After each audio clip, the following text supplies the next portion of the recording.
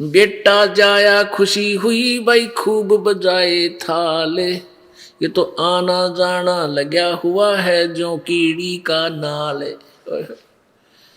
परमात्मा बताना चाहते हैं कि जैसे राजा लोगों के यहाँ पुत्र प्राप्ति होती थी तो बैंड बाजे बजाया करते, पूरे नगर में धूम मचा दिया करते थे।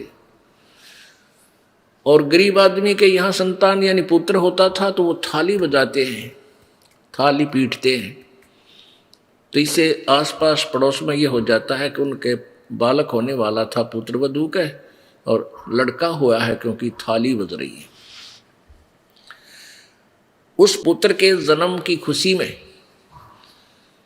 उस परिवार ने बहुत बड़ी पार्टी की, लाखों रुपये लगा दिए, पुत्र हो गया, खुशी मनाई क्योंकि लौता पुत्र कई वर्षों में हुआ।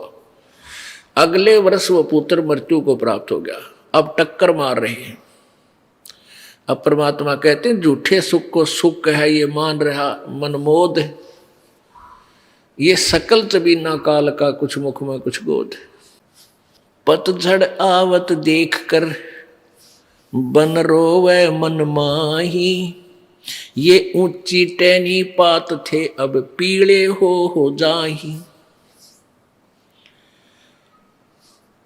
जैसे अब बसंत ऋतु आ गई है, पतझड़, अब जो एक वर्ष तक जो पत्ते पीपल के पेड़ पर थे वो अभी तक फड़फड़ा फड़फड़ा कर हवा के झोंकों से मस्ती मार रहे थे, और अब वो टूट टूट के पीले होकर टूट के जमीन पर गिर रहे हैं, और कोई गंदे नाले में जाके गल रहा है, कोई पशुओं के पैरों के नीचे कट रहा है।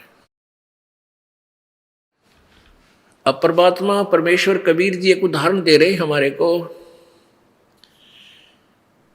कि जैसे हम बूढ़े हो गए, सफेद बाल आ गए, दांत जड़, काम छोड़ गए, आंख भी लग गई धोखा देने। अब हमारे को संकेत हो गया, बिगुल बज गया कि तैयार हो ले भी यहां से चालन का। अब बूढ़ों की टिकट कट जाएगी, छोटे छोटे पोते बेटे पोते हो जाएंगे, और 10 20 50 वर्ष में उनकी फिर यही गति हो जाएगी। तो क्या बताते हैं परमात्मा, तुम कित फंस गए आके, कबीर जी कह रहे हैं सतलोक में कभी मृत्यु नहीं कभी बुढ़ापा नहीं, आप वहां चलो बच्चों। और बहुत आसान तरीका है, बहुत ही आसान विधि भक्ति है। जैसे परमात्मा ने बताया कि मैं एक दुल्हे का काम करता हूं, कपड़ा बनता हूं, और मेरे से गरीब कोई नहीं, और मैं भी परमात्मा पाऊंगा।